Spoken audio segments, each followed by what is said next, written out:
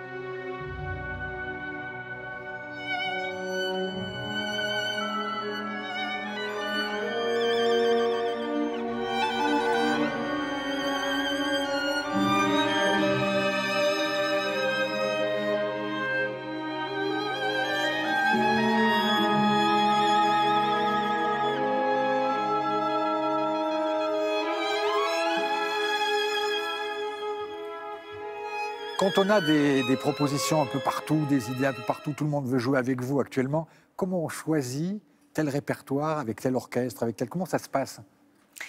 Je m'intéresse beaucoup, j'écoute beaucoup de musique. Je pense que j'ai une vision de son des orchestres différents, de ce que j'ai l'impression qu'ils vont jouer au mieux. Il y a beaucoup d'instinct aussi là-dedans, surtout quand il s'agit des musiciens avec qui on a envie de partager la scène musique de chambre. Je pense que le contact humain, ça joue un énorme rôle aussi pour moi. Je trouve que c'est important. Alors, vous êtes né en Bulgarie? Oui, tout à fait, à Sofia. Vous parlez mieux français que moi, comment ça se fait? C'est gentil. Et moi, j'ai un accent du sud-ouest, c'est pour ça. Ah oui, je comprends. Je l'entends pas, votre accent. Déjà, c'est une de mes langues préférées. Je pense que c'est ma langue préférée, le français.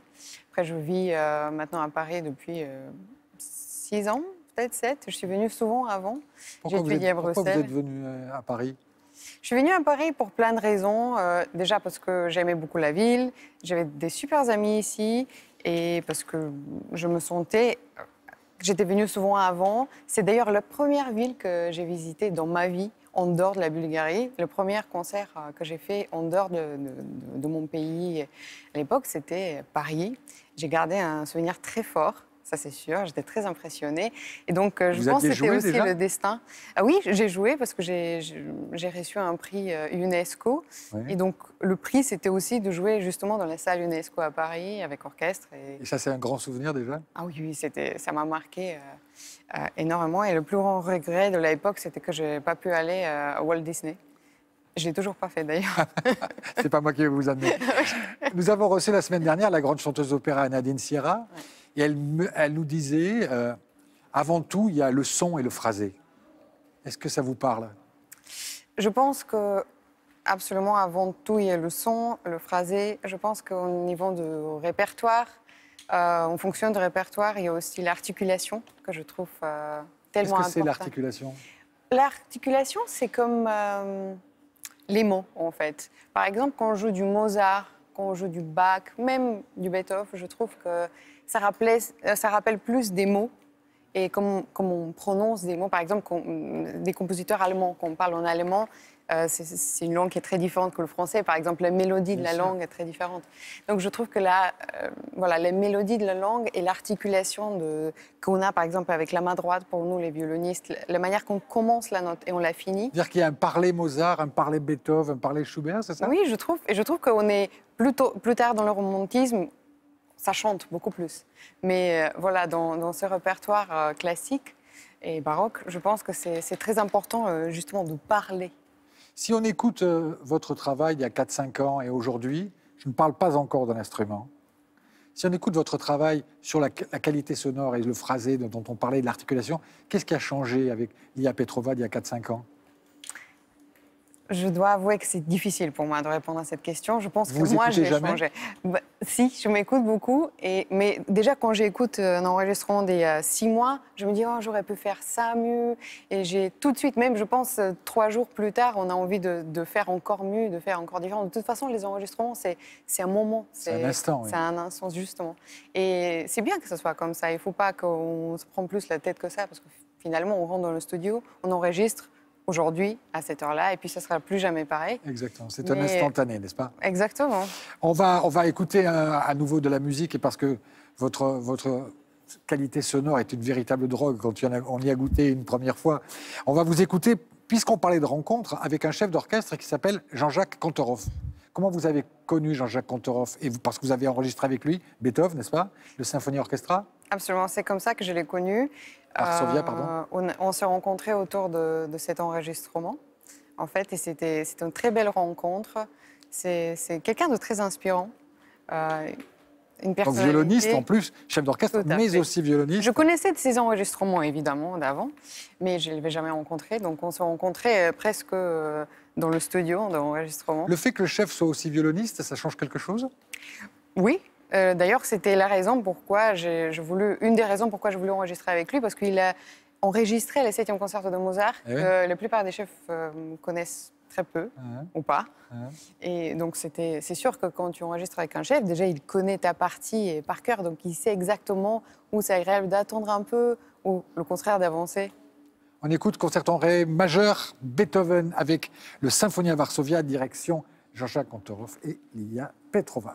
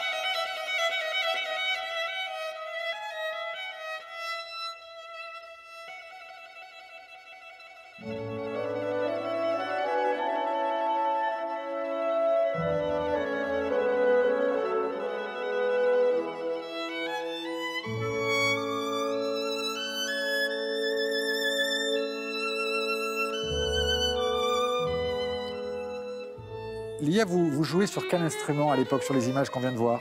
Ça, c'est un Carlo Bergonzi. C'est quand même le... Voilà, qui est justement dans les top 3 des luthiers de tout le temps. Donc c'était quand même un magnifique instrument. Et donc maintenant, on va être obligé de parler de notre invité, de celui qui est assis à côté de vous. Oui. Quelle histoire! Ah oui, c'est incroyable. Moi, si j'étais un auteur de série de Netflix, je ferais une série sur les aventures de ce violon absolument extraordinaire. Vous pouvez nous le présenter? Je n'avais jamais pensé à ça, mais oui. En fait, c'est donc il s'appelle Rovelli. Il est fait Alors par... c'est Pietro Rovelli. Exactement, qui était concurrents, on peut dire, de Paganini à l'époque. Mais d'ailleurs, ils se livraient des batailles l'un et l'autre, c'est ça, Exactement, hein? exactement. C'était quelque chose qui se faisait beaucoup à l'époque. Et donc, c'était... Paganini, donc, était le grand violoniste. On disait d'ailleurs que c'était un peu le diable qui lui avait enseigné à jouer du violon, n'est-ce pas? le plus grand virtuose, on dit, de tous les temps. Et il disait d'ailleurs, Paganini premio, Rovelli dopo, je crois, en italien. Je ne parle pas Après, italien, mais juste, voilà, juste après lui. Donc, il le respectait quand même. Et malgré leur concurrence, il a voulu acheter le violon après la mort de Rovelli. Mais la famille n'a pas voulu, n'est-ce pas? Alors donc, ce violon extraordinaire, qui est un Guarnerius del Gesù, oui, n'est-ce pas? Exactement. Ce violon extraordinaire donc, appartient au grand concurrent du Paganini. Et puis, Rovelli meurt. Comme vous l'avez dit, Paganini essaie de l'acheter, la famille ne veut pas. Ouais. Et qu'est-ce qui se passe après pour que ça finisse par arriver jusqu'à vous? Ce qui est intéressant, c'est qu'il était dans des collections donc, de 2 familles, je crois, ou 3, mais il n'a pas été joué sur scène. Jamais depuis... C'était l'ambassadeur de France à Rome qui l'avait, oui, c'est ça? Oui, exactement.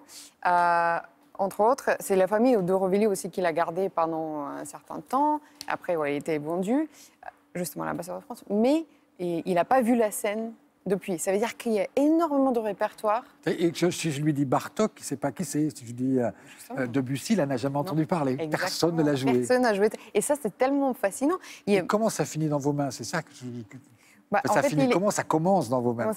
On m'a appelé. En fait, donc le Carlo Bengonzi, le violon que je joue sur mon dernier enregistrement, était prêté par des amis à moi qui m'ont beaucoup aidé depuis que je suis arrivée en France.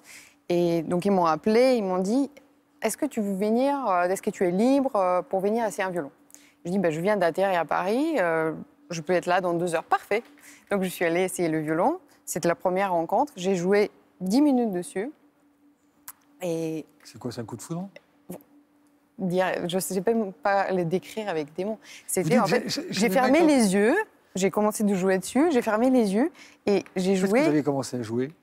Je pense que... Vous pouvez nous faire écouter le son qu'il a? Oui, absolument. Je pense que la première chose que j'ai jouée, c'est du... Si je ne me trompe pas, c'est du Sibelius.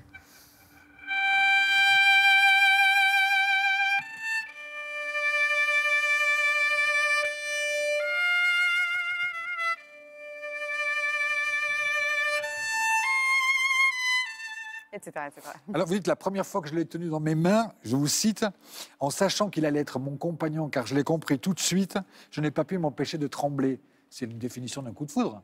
Ah oui, complètement. Alors, au tout début, quand je l'ai essayé, c'est vrai que je ne savais pas encore comment ça va se passer. C'est en fait, la première chose c'était 10 minutes dessus, et après, je ne savais pas, est-ce qu'il va être vraiment à moi ou pas? Est-ce que je pouvais pouvoir... De toute façon, il n'est pas à moi, mais est-ce que je vais pouvoir jouer dessus? Donc, j'ai pensé à ça pendant 2 semaines. On se reverra peut-être plus.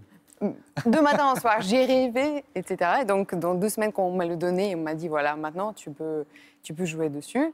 C'était, je pense, un des jours les plus heureux de ma vie. C'est vraiment un rêve réalisé, d'avoir un instrument comme ça. On découvre plein de choses, non? À chaque fois qu'on joue. Tous les jours, tous les jours. Déjà, je découvre tout le répertoire que j'ai joué dessus.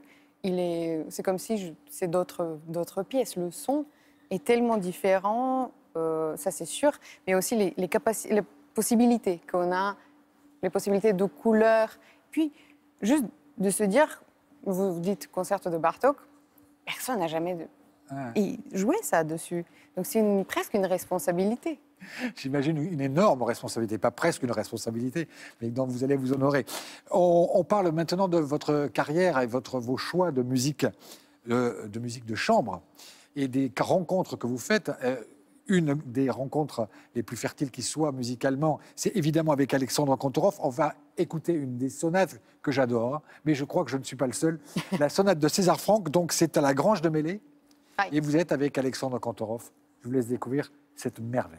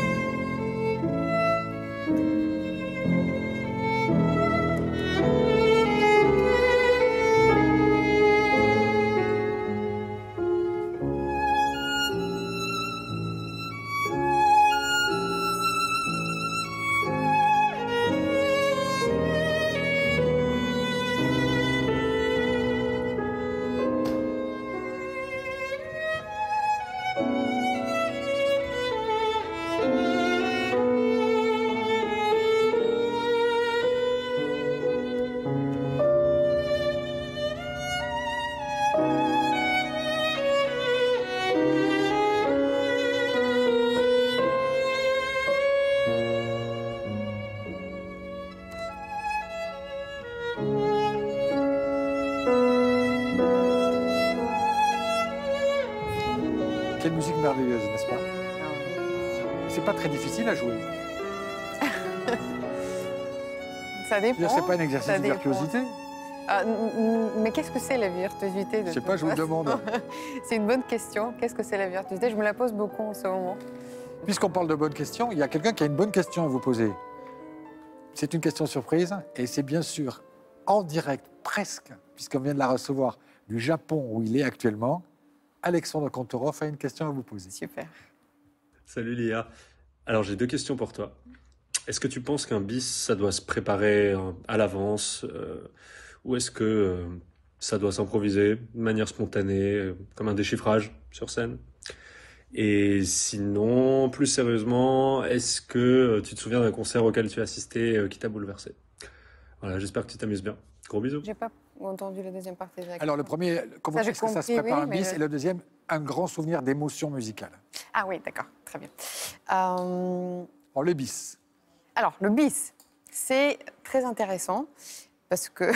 Pourquoi il me demande ça? C'est une bonne question. Parce que ça nous arrive avec Alex de se faire des petites surprises aussi en concert. Donc, ça a commencé par lui qui m'a dit un jour, est-ce qu'on fait le sonate de Brahms, le mouvement lent de la troisième sonate de Brahms en bis? J'ai dit, mais je ne l'ai pas joué. Je pense que ça fait 20 ans que je ne l'ai pas joué. Oui, mais allez, faisons-le. J'ai dit, bon, OK. Donc, on a décidé ça vraiment sur le moment, sans du tout le préparer. Moi, je n'avais pas joué depuis 20 ans. Et du coup, pour lui faire la surprise aussi, je suis revenue la prochaine fois qu'on a un concert avec les partitions de Trio de Rachmaninoff et j'ai dit, bon, on fait ça en bis. Donc, on a un peu l'habitude de se surprendre à ce niveau-là. Et avec lui, ça marche, du coup, de ne pas le préparer. C'est vraiment des super souvenirs. C'était assez rigolo. Et puis, tu ne sais pas si ça va vraiment marcher. Parce qu'on Alors l'a jamais maintenant, répété. la deuxième partie de la question d'Alexandre Kantorov, le pianiste donc, un grand souvenir d'émotion. Il y a beaucoup de moments que je pourrais citer. Je pense que la dernière fois que j'ai entendu les Berliner, la Philharmonie, le Berliner Les Philharmonica, meilleurs orchestres du monde. d'ailleurs, il jouait en solo, Oui. le concerto de Liszt, et c'était un moment très touchant pour moi de le voir sur cette scène-là. Et en deuxième partie, il y avait, je pense, Togan Sokiev qui dirigeait une symphonie de Shostakovich. Ou à la Philharmonie. Oui, exactement, la Philharmonie à Berlin. Et c'était un moment très, très, très fort. Wow. Qui m'a vraiment énormément touchée et que je pense que je n'oublierai pas. C'était assez récent. C'est bien que vous parliez de ça parce qu'il ne faut jamais oublier que la musique, au-delà de la virtuosité, c'est une émotion, n'est-ce pas? Absolument. C'est une émotion qu'on partage. Et d'ailleurs, je trouve, ça va dans les deux sens. Nous, autant que musiciens, on la partage avec le public, mais par exemple, pendant le Covid, on s'est rendu compte que c'est, pour moi en tout cas, c'est vraiment 50-50 cet échange. Parce que sans le public, ça ne marche pas. On vous retrouve, pour ceux qui savent, viennent de commencer les Folles Journées de Nantes. Vous partez dès demain matin. Donc vous êtes le 3 et le 4 aux Folles Journées. Et vous serez aussi Music Fest. Alors Music Fest, en deux mots, c'est quoi? Là, vous avez une autre casquette, si j'allais dire. Oui, c'est en fait un festival qui est né en 2020, pendant le Covid, parce qu'on avait trop envie de se retrouver entre amis, musiciens et de jouer. Il n'y avait pas de public dans la salle. C'est à Paris? C'était à Paris. Et on s'est dit, bon, maintenant on peut se réunir, on peut être à 10 ou 8, je ne sais plus combien, donc on peut jouer. Bon, ça sera sur le public, mais on va le filmer. Et puis surtout, on va pouvoir de nouveau faire de la musique de chambre ensemble. C'est né comme ça, je ne veux même pas spécialement planifier de continuer. Et donc là, maintenant, ça continue. C'est quand et c'est maintenant, où? c'est la 5e édition. Ça sera au mois de mars, 13, 14, 15. Et ça sera autour de la virtuosité, justement. Ah, on va en parler.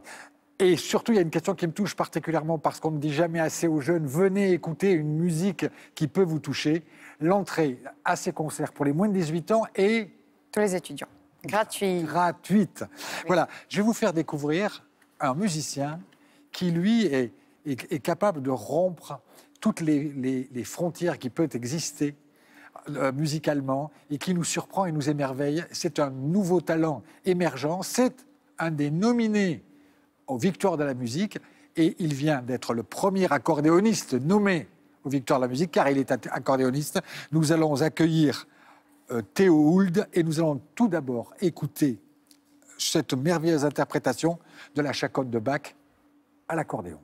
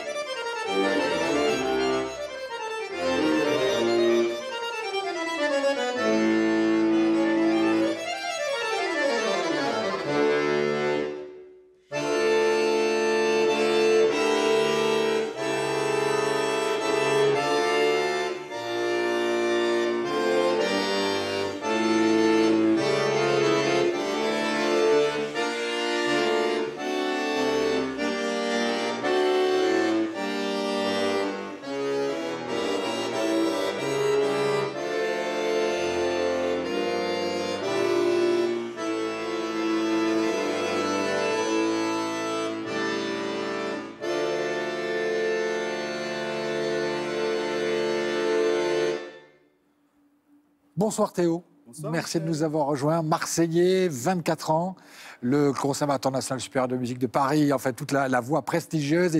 Et une première question qui est un peu toute bête. Quand on est accordéoniste, on est confronté à un problème de répertoire. Et ce problème, vous l'avez solutionné.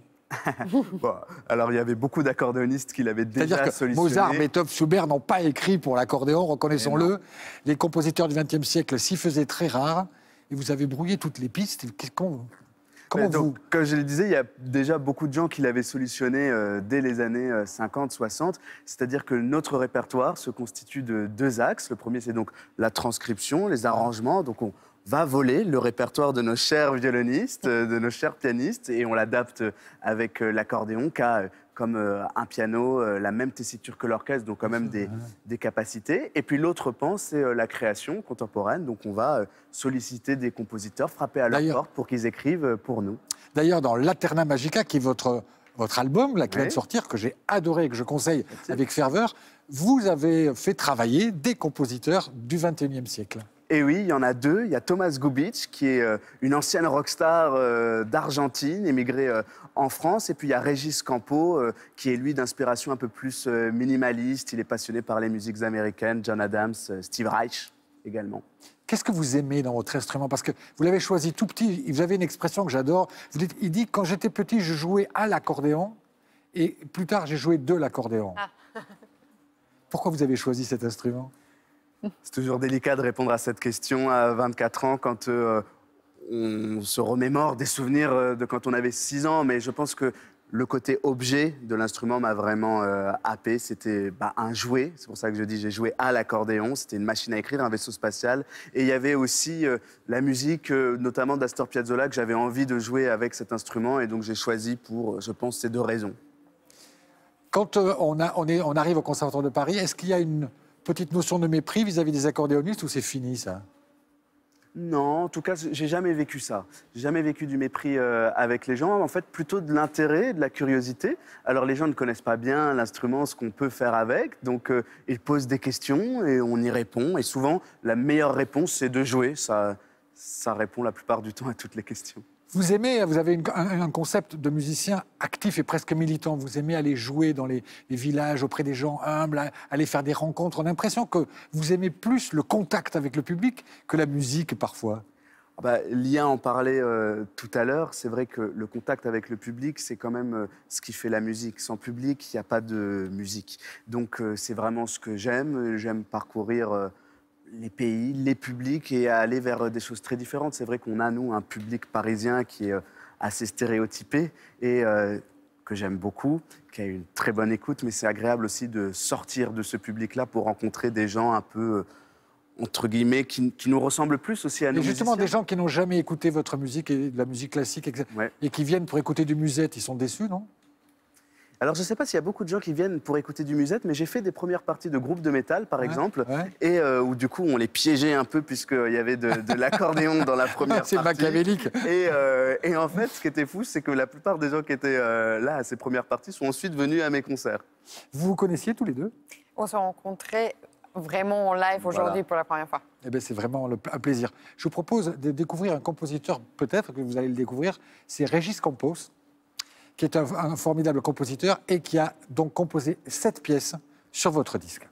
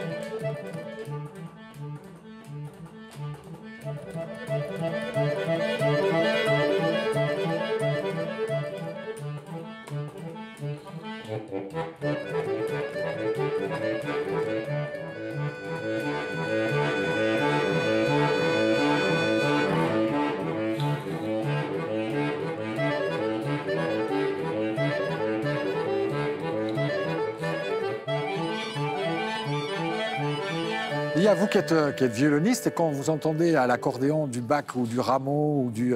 qu'est-ce que vous en pensez? Ça vous surprend? Ça vous... J'aime bien, je trouve que c'est très riche comme son. On a beaucoup de possibilités, en fait. Et aussi, le timbre est forcément différent de ce qu'on entend, surtout dans les arrangements que tu fais. Donc, j'aime bien entendre de notre point de vue. Et il y a quand même beaucoup de sons qui est super, justement, riche et présent. J'aime bien. Alors, il y a une différence fondamentale entre vous deux, à la base. Vous n'êtes pas né dans une famille de musiciens. Ah, Et ouais. est-ce que je dis une bêtise si je dis il y a un film qui a changé votre vie? C'est Amadeus. Ouais, le film, je l'ai vu je ne sais pas combien de fois. J'ai regardé ça petit. J'imitais l'acteur dans les chorégraphies du bras. Mais c'est pas les premiers chocs musicaux non plus que j'ai eus. Parce que personne n'était musicien, mais il y avait quand même beaucoup de musique dans ma famille. Et beaucoup de musique très différente. Classique, Astor Piazzolla, beaucoup de rock aussi, de chansons françaises. Donc c'était voilà, dans un bassin musical, si je puis dire, assez éclectique et large. Ça vous arrive de faire des fêtes avec des amis, on vous demande joue-nous du rock ou joue-nous du... Ou non, vous êtes déjà catalogué comme un musicien classique, il ne faut pas... Non, mais c'est-à-dire que dans les soirées, il m'arrive d'être un petit peu alcoolisé et l'alcool et l'accordéon, ça ne fait pas bon ménage. il paraît. J'arrive à mettre des disques encore, mais jouer, c'est pas bon. Est-ce qu'on peut regarder une petite photo d'un jeune musicien, mais alors vraiment très très jeune? Je voudrais que vous commentiez ces deux photos. Oh là là, C'est qui? Trop chou. je ne sais pas. C'est Barack Obama, jeune. C'est Barack Obama. Qui vous a enseigné, qui vous a mis le pied à l'étrier pour l'accordéon? Donc j'ai commencé à Marseille et le premier professeur que j'ai eu, c'est un homme qui s'appelle Sylvain Gargalian. Ah oui. Et le contact avec lui aussi a été déterminant dans le fait de choisir cet instrument. Et j'ai beaucoup appris. Qu'est-ce qui se passe là? Il s'est dit, tiens, lui, oui. Ça se passe comme ça? Moi, avec le professeur, Ouais. oui, j'étais très têtu. Et donc, je suis rentré dans la salle d'accordéon. Il y avait quelqu'un d'autre qui était en train d'essayer. J'ai dit, moi, je vais essayer. Alors bon, il a fallu un petit peu temporiser. Voilà, ça a été le travail de 10 années d'arriver un peu à me calmer. Et oui, le contact avec le professeur a beaucoup joué. Comment vous avez choisi le violon quand vous étiez petite fille? Moi, C'est j'ai- quelqu'un qui vous a mis le pied à l'étrier? C'est maman? C'est papa? Non, non, c'est exactement le contraire. J'étais presque interdit par mes parents de faire de la musique. Comment ça? Parce que, oui, c'est rare. C'est vrai que la plupart du temps, les parents, ils encouragent beaucoup les enfants. En fait, ma mère, elle était pianiste. Et donc, c'était une époque aussi en Bulgarie où la vie n'était pas facile. Pas facile, oui. Pour les artistes et les musiciens, encore moins. Et du coup, je pense qu'ils voulaient juste le mieux pour moi. Ils m'ont dit non, pas le violon, pas de musique. Si tu veux, tu peux faire un peu de piano à la maison. Du coup, j'ai dû le faire en cachette. J'ai dû apprendre au début en cachette. J'ai demandé à mon oncle, qui est musicien professionnel également et qui jouait un peu de violon. Donc, je lui ai dit, s'il te plaît, tu peux m'apprendre. Donc, j'allais chez lui. Il me donnait des cours de violon pour les premières 6 mois. Et, bon, après, ils m'ont vraiment beaucoup soutenu, mes parents. Mais au tout début, j'ai dû me battre pour.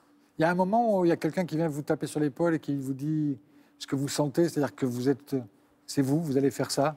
Bah, je pense que. Quand est-ce qu'on se rend compte quand on est enfant? Je pense que moi, c'était vraiment très instinctif. Le violon, j'ai vu quelqu'un jouer et à partir de là, c'était bon. Moi, j'ai envie de jouer du violon. Il n'y avait pas trop de discussion. Et puis, j'ai fait très tôt mon premier concert. À 5 ans, j'ai joué avec orchestre. J'ai eu beaucoup de chance. Et à partir de là, ça devient un peu évident que c'est la bonne voie pour tout le monde. Vous venez de dire un mot qui m'intéresse, c'est instinctif. On dit que les gens qui préfèrent le Stradivarius sont plutôt des intellectuels et ceux qui préfèrent ces violons-là sont plutôt instinctifs, c'est vrai? Bah, ça doit être ça, je ne sais pas. C'est vrai que si je peux choisir entre un Stradivarius, après ça dépend des instruments évidemment, mais j'ai toujours rêvé, disons ça comme ça, de jouer un Guarn. Celui-là, vous l'amenez partout, tout le temps, vous dormez avec, vous... Oui, je dors avec, je ne me sépare vraiment presque jamais. Il est beau, vous savez? C'est que j'aime. En plus, non C'est que seulement il j'aime. est beau à l'oreille, mais ça, Oui, je suis d'accord avec vous, ça fait plaisir que vous dites ça. Je trouve qu'il a ici au milieu une partie qui est un peu plus sombre et j'adore ça parce que je trouve que ça, c'est comme un peu, ça décrit un peu son âme. Ça fait un peu tableau de Turner, on se plonge Absolument. dedans. Et puis il a vraiment une tête, je ne sais pas si on voit bien, qui est pas que pour moi une des plus belles têtes Tellement de belle, violon, hein. oui. Théo, le violon, c'est un instrument qui vous touche aussi, j'imagine. Mais il y a quelque chose qu'il a que vous n'avez pas, c'est le vibrato. Alors, en réalité, on peut vibrer. C'est juste que eux vibrent sur l'intonation, c'est-à-dire la note monte ou descend, et nous, on vibre sur l'intensité, c'est-à-dire la note est plus ou moins forte. Mais on peut. Merci pour cette précision. Je rappelle, ou plutôt je dis, que vous êtes vous aussi aux Folles Journées de notre ami René Martin à Nantes, que l'on salue, le 3 et 4 février, dans un programme qui n'a rien à voir, puisque vous ne jouez pas ensemble. Le 12 et 13 juin, vous êtes dans un concert exceptionnel au Lavoir Moderne à Paris, que je conseille aussi. Ah, faut venir. Alors, quand je dis que vous ne jouez pas ensemble aux Folles Journées, pourquoi ? Tout simplement parce que l'idée de vous faire jouer ensemble, ces mélodies nocturnes, c'est nous qui l'avons eu pour la première fois. Et je vous remercie infiniment d'avoir accepté, parce que c'est toujours difficile, avec des artistes aussi conséquents que vous, de vous demander, vous n'auriez pas envie de jouer ensemble un accordéoniste et un violoniste? Vous avez répondu oui, ce fut merveilleux. C'est Mozart. Mozart qui est à la fois triste, mélancolique, nostalgie de tendresse. C'est un merveilleux cadeau que vous nous faites sur une chaîne info où il n'y a décidément pas que de la place pour la violence, la tristesse et la guerre. Il y a aussi de la place pour la beauté, comme ceci, à vendredi prochain.